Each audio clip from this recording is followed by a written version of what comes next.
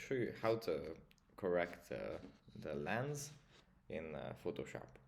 First, we have to open up the app, and here it opens up like this.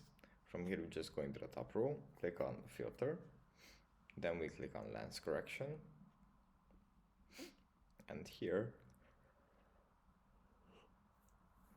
in the right side we have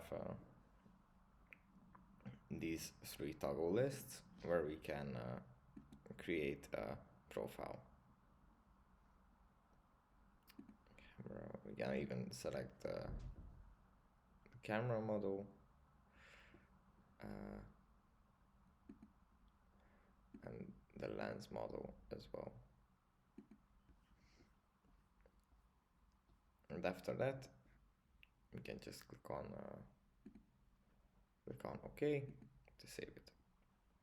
That's basically it for this video. I hope it was helpful for you guys, and I'll see you in the next one.